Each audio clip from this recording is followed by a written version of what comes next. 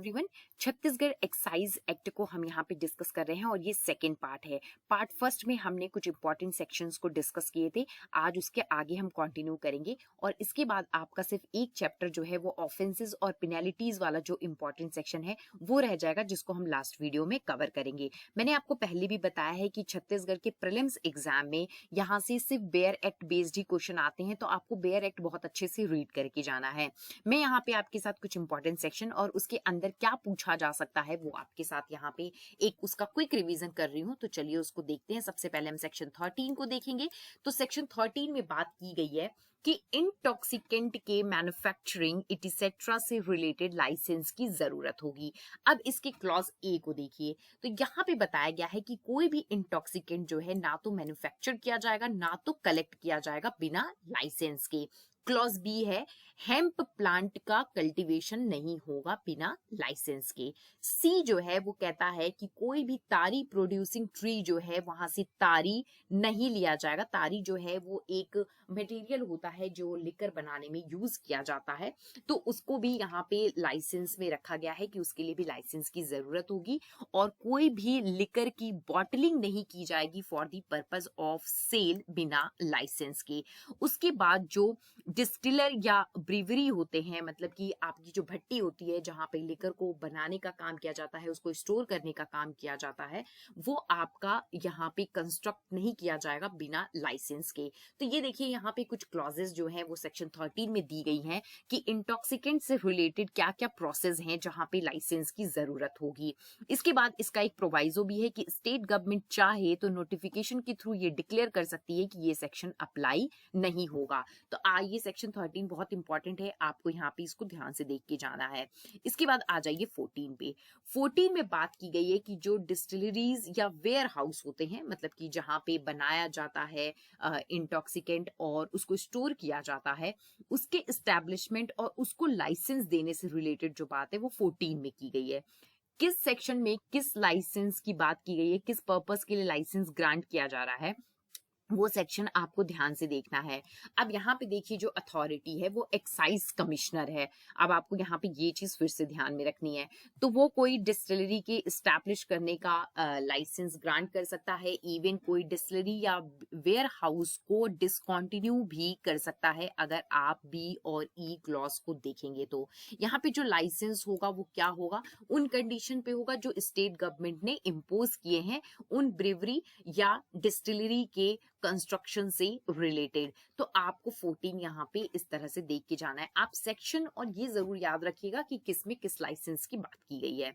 इसके बाद आ जाइए 15 पे। तो 15 में बात की गई है कि स्टेट गवर्नमेंट के सैंक्शन के बिना कोई भी इंटॉक्सिकेंट जो है उसको रिमूव नहीं किया जाएगा। कहां से रिमूव नहीं किया जाएगा, जो आपका वेयर हाउस या ब्रीवरी या कोई भी अदर प्लेस ऑफ स्टोरेज है जो इस्टेब्लिश किया गया है या जिसको लाइसेंस दिया गया था, जो अभी हम लास्ट सेक्शन में पढ़ रहे थे, वो तब तक जब तक कि जो ड्यूटी है, अगर कोई ड्यूटी है, चैप्टर 5 जो है आपका वो ड्यूटी और फीस से रिलेटेड है, अगर उसके अंदर कोई ड्यूटी पेएबल है तो जब तक वो ड्यूटी पे नहीं करता है या कोई बॉन्ड एग्जीक्यूट नहीं करता है उस पेमेंट के लिए, तब तक वो वहां से प्लेस ऑफ स्टोरेज से उस इंटॉक्सिकेंट को रिमूव नहीं कर सकता है।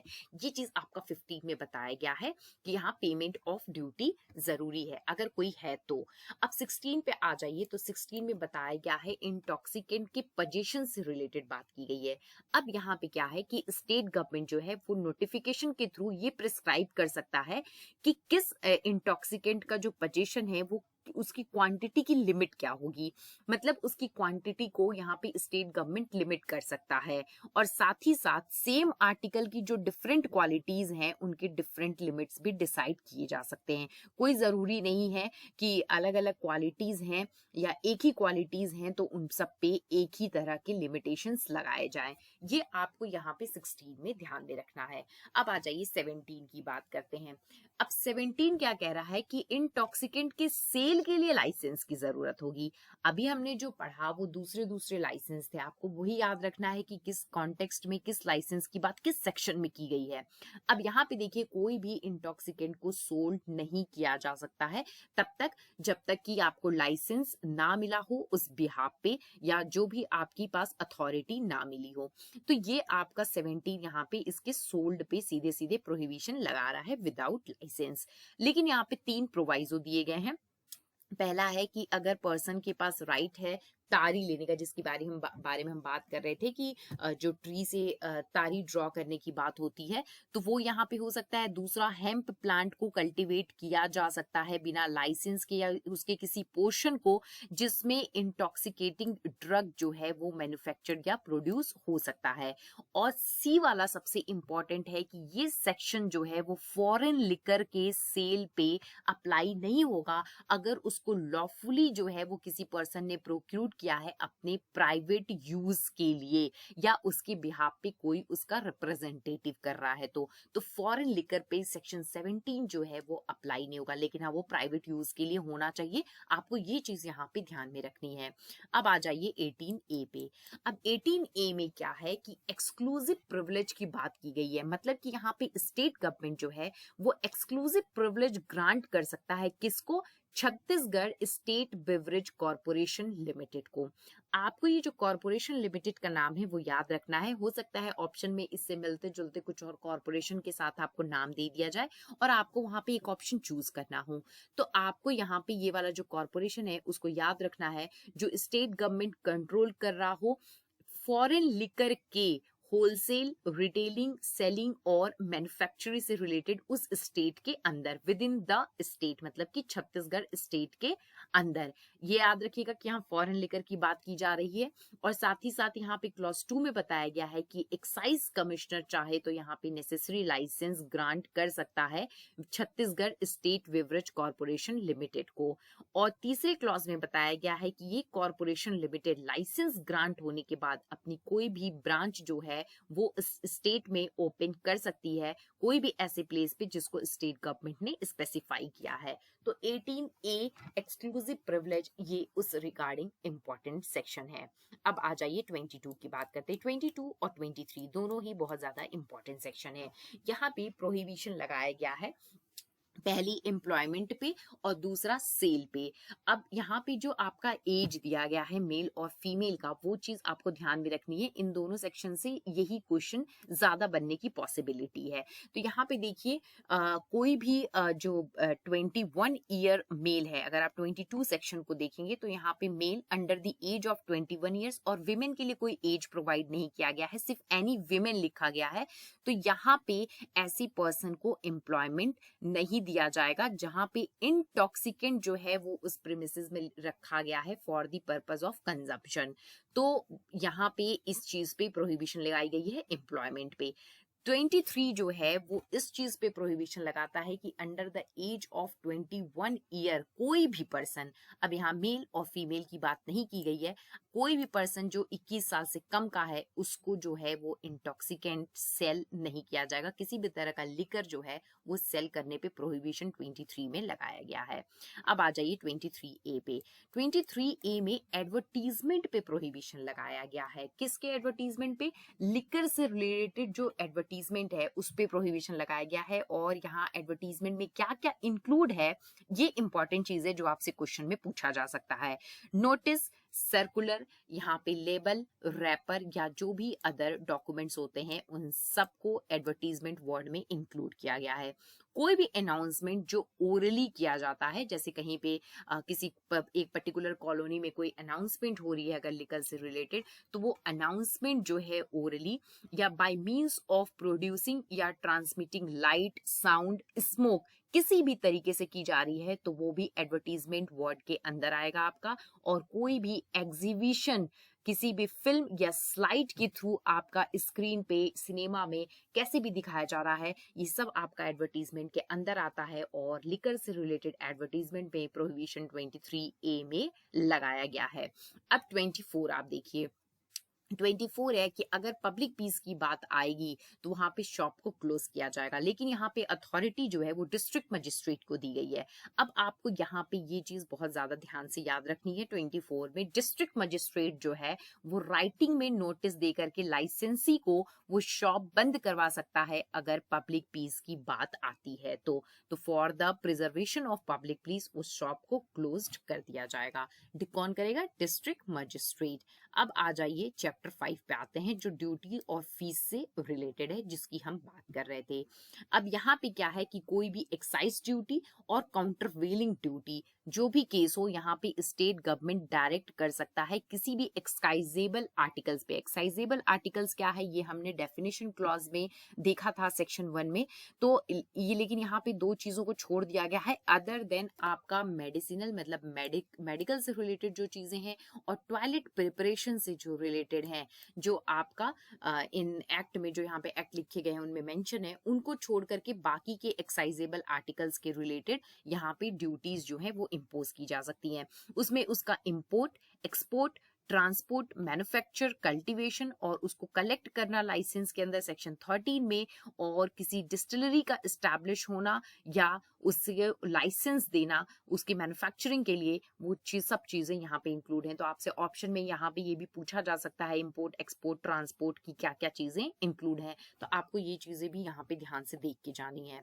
इसके बाद देखिए यहाँ पे और कुछ कुछ दिए गए हैं कि डिफरेंट रेट्स पे कैसे ड्यूटी इम्पोज होगी, वो चीज बताया गया है आपका क्लॉज 2 में। उसमें सब क्लॉज 1 देखिए कि प्लेस जहां पे एक्साइजेबल आर्टिकल्स को रिमूव किया जाए या जहां पे स्ट्रेंथ और क्वालिटीज हो एक्साइजेबल आर्टिकल की, यूज हो एक्साइजेबल आर्टिकल का फॉर द डिफरेंट पर्पस, और वैल्यू जो है एक्साइजेबल आर्टिकल्स की वो बेस्ड है अगर किसी प्रिंसिपल्स पे। तो ये आपके यहाँ पे कुछ दिए गए हैं। उसके बाद आपका सब क्लॉज 5 आपको देखना है जहां पे 10% सरचार्ज की बात की गई है किसी भी प्रिस्क्राइब ड्यूटी पे एक्साइजेबल आर्टिकल्स की जो भी पेएबल होगी। और सबसे इंपॉर्टेंट यहाँ पे जो आपको देखना है वो ये कि वो ट्रांसफर्ड होगी to rural and urban local bodies उनके पॉपुलेशन के बेसिस पे। अब ये on the basis of their population, आपको ये चीज यहाँ पे बहुत ध्यान रखनी है जो आपसे ऑप्शन में पूछा जा सकता है, तो ये चीज आप यहाँ पे नोट कर लीजिए। इसके बाद आते हैं हम चैप्टर 6 पे। चैप्टर 6 जो है वो लाइसेंस, परमिट्स और पासेस से रिलेटेड बात करता है। अब देखिए क्या है 28A। 28A है जो सुपरविजन चार्जेस की पेमेंट की बात कह रहा है। यहाँ पे स्टेट गवर्नमेंट क्या है वो जनरल और स्पेशल ऑर्डर दोनों में से कुछ भी राइटिंग में दे करके वो डायरेक्ट कर सकती है किसी भी manufacture, import, export, transport, storage, sale, purpose, use, collection, cultivation, किसी भी इंटॉक्सिकेंट का, किसी भी हेम्प प्लांट या जो भी चीजें इसमें इवन उसका जो प्रिपरेशन है वो सब भी दिया गया है, लेकिन under the supervision of excise staff as the excise commissioner. अब यहाँ पे आपको फिर से ये जो अथॉरिटी का नाम है वो आपको यहाँ पे याद रखनी है। ज्यादा से ज्यादा आपको यहाँ पे एक्साइज कमिश्नर और स्टेट गवर्नमेंट ही ज्यादातर आपको सेक्शंस में देखने के लिए मिलेगा, तो आपको ये चीज यहाँ पे ध्यान रखनी है। तो यहाँ पे देखिए कैसे जो है वो सुपरविजन चार्जेस जो है वो लेवाई किए जा सकते हैं, किन किन चीजों पे किया जाएगा, इंपोर्टिंग, एक्सपोर्टिंग, ट्रांसपोर्टिंग, ये चीज आपको 28A में देखने को मिल जाती है। और यहाँ भी एक प्रोवाइजो दिया गया है कि स्टेट गवर्नमेंट चाहे तो किसी एनी क्लास ऑफ पर्सन को एग्जेम्प्ट कर सकती है यहाँ पे उस ड्यूटी को देने से। इसके बाद आ जाइए सेक्शन 30 पे। सेक्शन 30 है कि कोई भी लाइसेंस जो ग्रांट किया गया है इस एक्ट में, मतलब कि अभी तक हमने जितने भी सेक्शंस पढ़े हैं लाइसेंस से रिलेटेड, अगर वहां पे कोई लाइसेंस ग्रांट किया गया है तो वो सिर्फ इसलिए इनवैलिड नहीं होगा कि उसमें कोई टेक्निकल डिफेक्ट है या इरेगुलरिटी है या लाइसेंस में किसी भी तरह का ओमिशन है, तो उसकी वजह से सिर्फ हम उसको ऐसा नहीं है कि इनवैलिड कर देंगे। और यहाँ पे एक्साइज कमिश्नर का आपको फिर ये चीज यहाँ पे ध्यान रखनी है, मैं इसको अंडरलाइन कर देती हूँ कि यहाँ पे जो एक्साइज कमिश्नर का डिसीजन होगा कि टेक्निकल डिफेक्ट या इरेगुलरिटी और ओमिशन क्या है वो ही फाइनल होगा। आपको ये चीज भी यहाँ पे ध्यान रखनी है।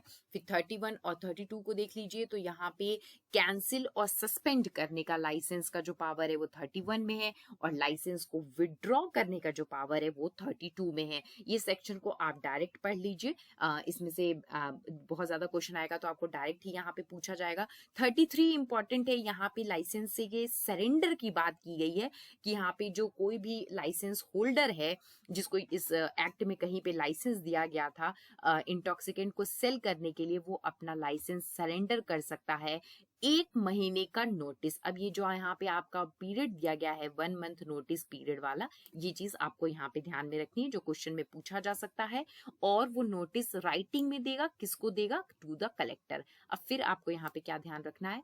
कलेक्टर ध्यान में रखना है। तो वो इस तरह से अपना लाइसेंस जो है वो सरेंडर कर सकता है। और यहाँ पे एक प्रोवाइजो दिया गया है कि अगर एक्साइज कमिश्नर सेटिस्फाइड है कि सफिशिएंट रीजन है उस लाइसेंस को सरेंडर करने के, तो वो उस होल्डर को रिमिट कर सकता है, और जो भी सम होंगे उस सरेंडर पे उसको वो वहां पे करने होंगे। तो ये आपकी जो है वो कुछ इंपॉर्टेंट सेक्शंस थे। लास्ट जो वीडियो होगा वहां पे हम ऑफेंसेस और पेनल्टीज को डिस्कस करेंगे, तो आप इनको अच्छे से देख के चले जाइए, जो कि आपके क्वेश्चन को सॉल्व करने में काफी हेल्प कर सकते हैं। Thank you.